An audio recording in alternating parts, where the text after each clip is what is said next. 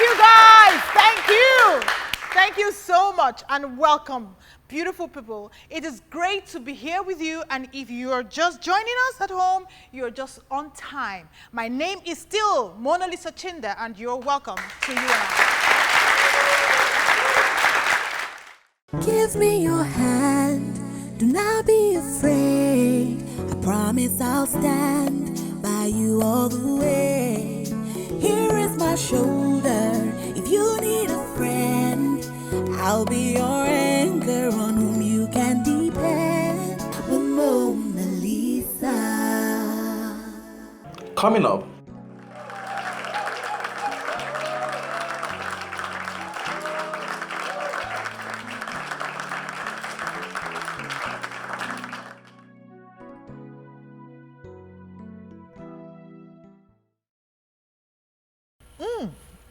And we are back, and it's still you and I. Let's see what's hot on Candid Lens. A Saudi Arabian man asks for an iPhone 6 as dowry payment for his sister's wedding. Really? How is that? And still on iPhone 6, another man in Detroit was willing to sell his house if the buyer would give him an iPhone. Really? Like, who does that? I want to be that man, you know? And English design is changing the way we look at flying. They have introduced windowless aircrafts. Windowless aircraft?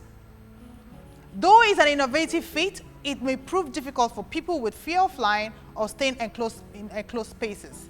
Yeah, that's me. I will never, even if it's the last flight on earth, I will never attempt it.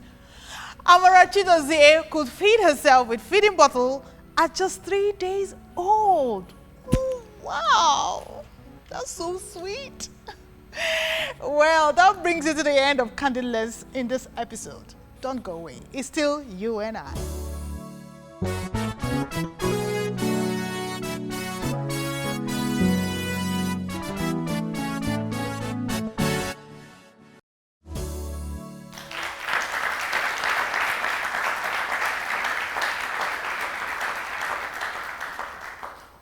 Welcome back. The youth is the future of tomorrow. Young people are the backbone of every nation and the next generation of potentially productive economic and social actors. How prepared are our youths for tomorrow? Our show today is part of our Youth Empowerment series. We'll continue after the break. Don't go away.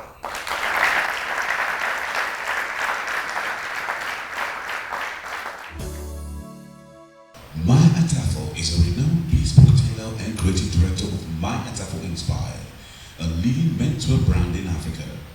He first caught the attention of the fashion industry when he designed clothes for former most beautiful girl in Nigeria, Omowomi, at university. His quest to satisfy the selling African taste and love for well-tailored bespoke suit and his Sava Rao Academy certification cemented the status as the undisputed king of tuxedos.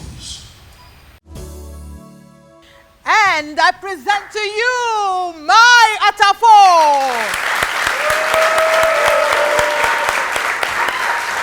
Thank you so much. Welcome. Wow. Welcome to this segment of You and I Show. Thank you very much. Yeah, Thank you and this is the youth series.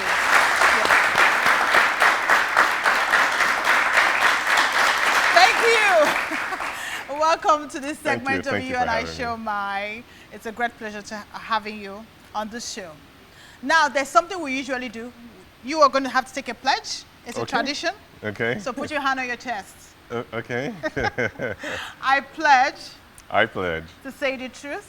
To say the truth. And nothing but the truth. And nothing but the No truth. pleasing of your wife. No pleasing of my wife. No pleasing of your workers. No pleasing of my workers. Or your friends. Oh, my friends. You promise to say the truth. I promise to say the truth. So help me God. So help me God. Welcome to the show. So let's get on with the questions. Do you think young people are lazy and entitled?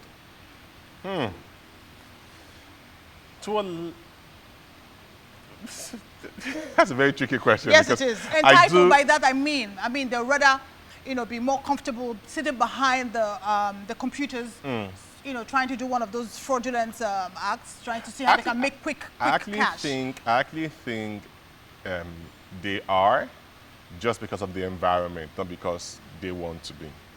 So I think that when the environment has pushed you not to be able to do what you want to do or what you think you can do, when the environment has pushed you not to be able to fail and not to seem like an idiot, then I think that, that's what's caused what it is. So I don't think it's their fault. I think it's the environment. Environment, that is the society. Yes. Great. So how did you make the transition, you as an employee, to becoming an employer? From an employee to an employer, for me, it was an emotional decision, which I think was the wrongest decision to have ever made emotionally. Okay. I think you should make more functional decisions. Emotional decisions are things you make when you are in love, not for business. But for me, why I say that was that I woke up one day and I resigned my job and I tried to follow my passion. I didn't know that it was a business. Okay. It was years later in it, and I realized that this is a business. It has a structure. You have to do things right. You have to do it. And I realized that, whoa, I should have sat down and, tackled it as a business, had a business plan, then gone into it. No, but I think a lot of people who are passionate about their chosen craft have this little teeny bit of emotion tied to it. So I don't think you're out of place. It's good, but when you're not trying to play big, when you're trying to play Nigerian-wide, trying to play Africa-wide, it's not just passion. You have to think about business. You have to think of people. But passion first. Oh yeah, passion is the only thing that will wake you up every morning to do what you do. But like I always say, I have a saying that says the only thing that will kill your passion is poverty. Yeah. If you do what you love to do every single day and you're making no money out of it, you'll change. Wow. How many of us are passion driven in your chosen? Right. So next question. So what has helped? Let's us into your secret. What has helped you in your business and as a career person? I think what has helped me very much in my fashion business, believe it or not, is what I learned when I was working. What I learned from the two companies I worked for, British American Tobacco and Guinness, as a marketing expert, and how to run a business, that has helped me very well in my business. So think about it this way. At the end of the day, what I do is sell clothes to people. Even if I design the clothes and create the clothes, at the end point, somebody's actually taking that piece for money. Wow. Okay? Okay. That's the end point. At the point whereby it's no longer my product is when I take money for it or I get value for it. And likewise, where I've worked, when I was selling whatever I was selling, it was when you exchange product for money, that's the end point of that product. Okay? Now, you can support the product afterwards, but the key thing is when you exchange for it. So I realized that when I was selling clothes, all I did was change the product I was selling from what I used to do when I was working for Guinness or Nigerian breweries to clothing. And with that mentality, I realized that you have to satisfy the customer, give the customer what he wants, when he wants it, how he wants it, and ensure that. It's a lot of work. A lot of work. So for me, it's been interesting, and everything that I've learned in all my years is what has built me into this designer you're seeing today. Wow, wow, wonderful. Let's not forget that this is a youth series. This is a youth segment. So what do you think the youth, what cue can our audience, who, 100%, 90% of them here are young people, wanting to start their own businesses. What is a cue? What is a cue? Yeah. I'm very passionate about the youth. Yeah. I am the head of the Central Working Committee for the Future Awards. Wow. So, and I've been doing that for about 5 years now. So that's to tell you how I feel and think and support the youth, right from when I was a youth to now. I think that what they need to do, first of all, is to realize that when you enter anything you want to do that you love to do, you can fail. And it's okay. There's nothing wrong with that. Because people always realize that if I do it and I get it wrong, then I'm embarrassed and I'm ashamed. No. You can fail. And when you fail, what does that mean? That's a lesson learned. Success is a catalog of failures. Success is not you getting it right. Success is you getting it wrong several times. Because once you get it wrong, you won't get it wrong again. You know what you did wrong. You understand what I mean? Then you move to the next one. If you get that wrong, you know what you did wrong, then you keep moving. Then when you have a catalog of wrong things, you can't get it wrong anymore. So I think the young people should not be scared to fail. when you fail, take it as a slap and you move on. And just let that drive. Don't be scared to take a risk, because that's the only time you can take a risk. You don't want to be 50 years old and trying to take a risk. You'll be scared. There are too many things tied to it. You have wife and children and this and that. But when you're young, when everything is just you, that's when you take the most risk in the world, because it will pay you off. And it's never too late to say, I've tried and I've stopped. I want to move on to something else and try and stop. Because you know what? No matter what you do, you learn from every single thing.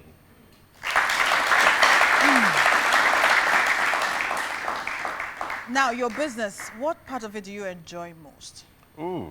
You can't tell me you enjoy every part of it. No, I don't. Because I don't enjoy every part of my own business. So. I do not enjoy talking to the tailors and telling them what to do when it's wrong and trying to How get do you to do cope it with right. the tailors? My goodness. I make them my friends, which is very terrible. But I tell you, the part that I enjoy most in my business is it's the fashion shows. I enjoy the fashion shows. So I try to always make my fashion shows interesting. It's a bit of an anticlimax sometimes because it takes 10 minutes and it's all over. But I try to build it into something very interesting that I remember. And when I think back, I smile. I enjoy that part of it. And I also enjoy when a customer has that piece, is wearing that piece, and is making noise about the piece. And that fulfills me. Okay, this question is very important to me. And I'm particular about this particular question. That is, how can we make our youth more economically and socially responsive and self-reliant? I think that we need to break this down to a very minute point for people to comprehend, okay? And this is a lecture I learned by myself. If for any reason you want to make 200,000 naira in a month, okay? Sounds like a big number, right? Good. All you have to do is think about it this way. If I can do something and I can sell that thing for a certain amount of money and I can make 2K out of it, for me to make 200,000, I need to sell that thing to 100 people. That's 200,000. Now, if 200,000 is too much, bring it down to 100,000. Start from 50,000 and think that if I can sell something and I can make 5K or I can make 500 naira, if I can sell that to 100 people, I can make 50,000 naira. Now think of 100 people you can sell something to for that amount of money. Then from that place, you start building up. So all of a sudden, if you can sell pure water and take it to somewhere you can sell, and you sell 10 that day, you can start thinking, where else can I take pure water to sell to? If I take it to National Stadium when they're playing the football match, I can sell more than 10. All of a sudden, the same thing, you start looking for bigger opportunities to sell that same thing. Because guess what? Nigeria is 150 million and counting. So that one product can make you a big man. I always use Dangote as an example. He is a black man. He is in Nigeria. He's the richest black man in the world. From here, not from there. And I always say that if he can do it, you can do it, because I'm on that journey too. Fantastic. So whose role do you think it is to empower the youth? Is it the government? Is it the parents? Or is it like private sector? I mean, or... Funny enough, I think it's a balance of everything, but I think the role, whose role it is to empower the youth is actually the youth. They themselves. I think that you have to empower yourself, and I'll tell you how that's possible. If today I said I want to employ somebody here, and people come to me and say, employ me, and someone says, oh, I've made 5 dresses before, these are the 5 dresses, employ me. That means that you've actually taken interest, you've gone to learn, you've actually made. That means, you know what, you have actually empowered yourself for me to look at you and say, that person looks interesting. They've actually put an effort to it. So if you want to beg for 100 naira, show the person 50 naira. It's easier for you to beg. But when you go and beg for 100 naira, you have absolutely nothing. No one's going to take you for anything. So all I'm saying is that you need to bring something to the table. If you want people to help you, help yourself. I want money to write my JAM. Guess what? I raised money to write my GCSEs, and I passed. Now all I'm looking for is this. Person can look at you and go like, okay, you know what? Come and work with me for some time, and I will help you through. But if you come and write, I've done nothing, all I really want is this, which is what challenge I have with a lot of young people today. Yes, same here. Sometimes they have an idea, and they think the idea is bigger than everybody in the world because they believe in it. No other person believes in it. You've not actually tested to see, if your brother even believes in the same idea, and you're so passionate and you get engrossed in it, and you may just be engrossed in something that may not take you anywhere. You know? Like I keep saying, the superstars of tomorrow are those people that can turn 10 naira to 20 naira, not those that can turn 1 million to 10 million. Because you have 10 naira in your pocket, you don't have 1 million in your pocket.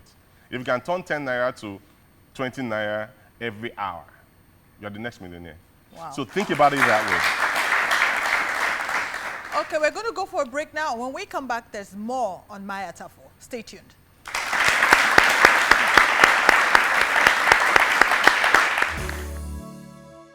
There are certain sentences that we hear on a daily basis. We do not have the opportunities. They don't even remember us. These are the typical words of the average Nigerian youth. Today, we're going to be going into the streets and we're going to be finding out from people what they feel, the youth exactly, what they feel about their present situations, what they are doing to assuage these situations, and how they are going to be able to prevent more of this from happening. I feel Nigerian youths are really disadvantaged. Because I think the basic amenities where the youth should have, we don't have them. I'm a youth corper and we swore an oath to serve Nigeria under the sun and under the rain. I think the government don't care about the youth anymore, okay? It's just all about the money stuff, okay? I will not wait for the government alone. But if it comes from the government, okay. But for myself, I will try my best. So you don't have to chill for government to do everything. And every time we wake up, like Nigeria, we don't do that. Like Americans, they wake up, they say, God bless America, but we don't do that. You blame government for everything. It's not like that. You check yourself out too. I think if we are given the opportunity, like if the government give us certain opportunity, we can give back in so many ways, you know. It is actually believed that the Nigerian graduate is unemployable. I think all youths should try and get a handwork for themselves. You can be a bartender, you can be a waiter, you can be a PRO, you can be a supervisor, you can be you can even drive keke, bus. You can just make use of yourself instead of you stealing. There's a usual say that we are the future of tomorrow. And I don't think, without us, I don't think anything can still function here. In Nigeria, I doubt it. It is very important for us to understand that the youths constitute a major group in the society at large, hence the serious need to pull them in when making certain decisions. Till next time, it's still the You and I Street Talk, and I am Nelly Messiah.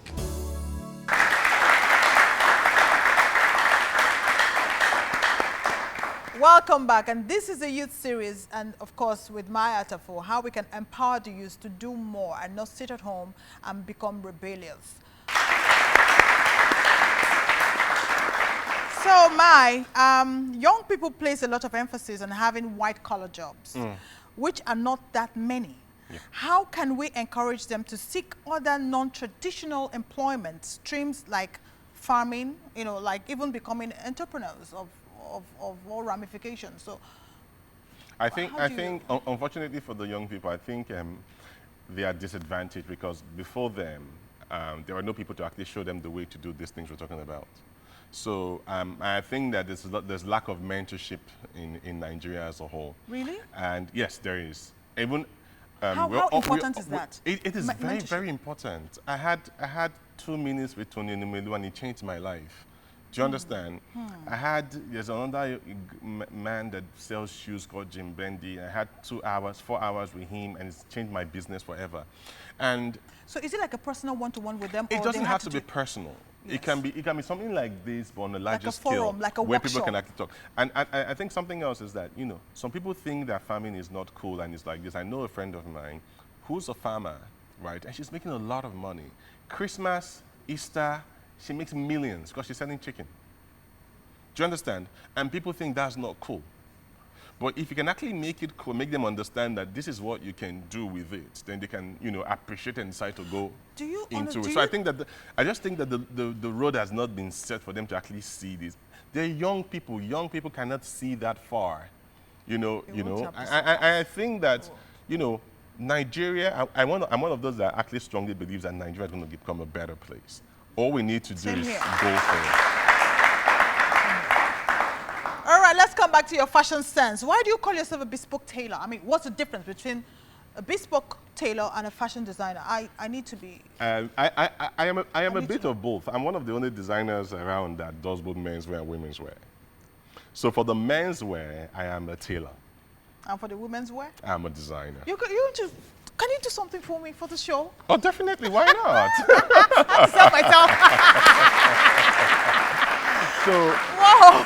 Right. in the role of being a tailor, making suits and stuff, being a tailor is actually more regarded than being a, because so what are you going to design for a suit? You don't want to make one sleeve black and one white or turn the top to the bottom. It's not as complex as that. Yeah. But it's how you tailor it to have soft shoulders, to sit well on you and stuff. So it's the tailoring that matters. But when you're making women's wear, it's the designing that matters. How do I make this lovely thing? How do I complement Monalisa's skin? How do I make it look gracious and all that kind of stuff? So it's important to design according to that. Fantastic. Thank you so much, Mai. We have to let him go. However, we're going to come back after this break and then we can take questions from the audience.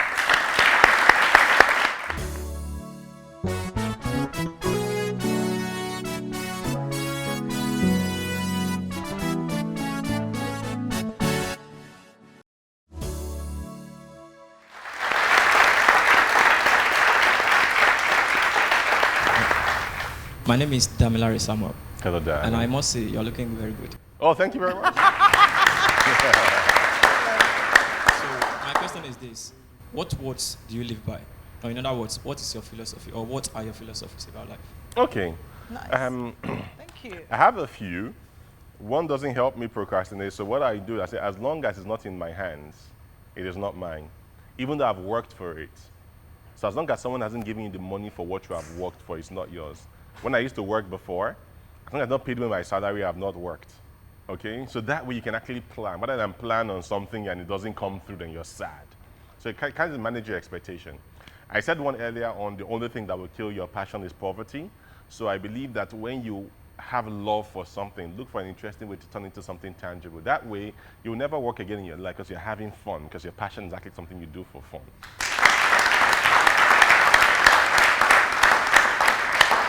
Hello. Hello. My name is Francisca Aguna. I want to ask, do you mentor people? Ah, that's a very good one. I believe that as you're sat down here today and listened to me, you should have been mentored. Yes. And mentorship doesn't come in the capsule that you take every Sunday. It's what you utilize of what you've heard that makes it feel that you're mentored or not mentored. If I sit down with you on a one-on-one, it won't be any better than what you have heard come out of my mouth. So what I do is that any opportunity I have to speak, I come. I mean, that was the reason why I came on this show. Once you said it was a youth empowerment one, I was very happy to run down. And again, what I do something called Fashion Conversations. It's very small. It's only 15 people at a point in time where I talk to people about fashion, people are interested in fashion. But what I want to do, I want to try to open that up more and literally just talk to people about what life and challenges are. Because, you know, a business is business. If you're selling a Balumo or you're selling a car, you're a business person. It's how to get that thing across and get money for it, and that's what you focus on. Because it's human beings that always buy everything that you sell.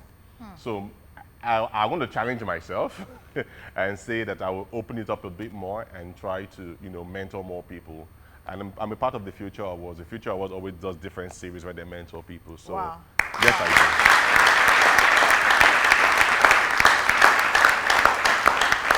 do. Okay. Thank you very much. Thank you. Thank you for coming. It's you and I. Don't go away after this break.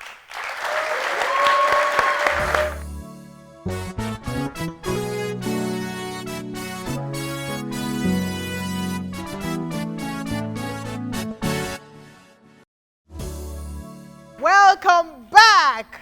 I'm a huge fan of made in Nigerian products. So today I will be giving out beautiful bags from DOT and some other goodies to the best dressed members of the audience. So the winners are Fred Peters. Wow. There you go. Welcome. Token Sharon. There you go. Yeah. Adekunle Anu Luwapo. And last but not the least, we have Oladoyin Damilola. are your best dressed.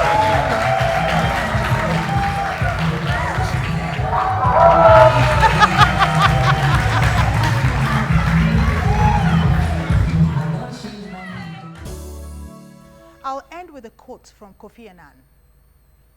Young people should be at the forefront of global change and innovation. Empowered, they can be key agents for development and peace. If, however, they are left on society's margins, we will all be impoverished. Let us ensure that all young people have the opportunity to participate fully in the lives of their societies. Thank you for watching. I hope you'll join us on the next episode of You and I. Remember, we're in this together. Bye for now.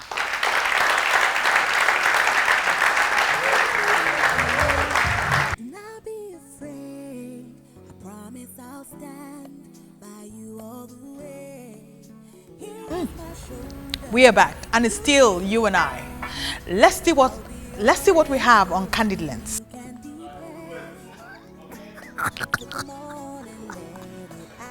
Shoe, my shoe. Oh God. Don't let them sack me from my other job. We're going now. Don't let him sack him from his other job. Okay. Your cue is King of Tuxedos. Yes. Okay. Let's go from Tom. I'm ready. How are you? Thank you. Welcome. You and I. Yeah, you and I. You and me. Last one. Get off my set. Yeah. Oh my. Okay, I'm sorry.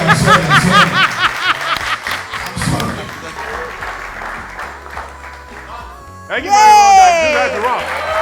Yay! I think that was nice. Yeah.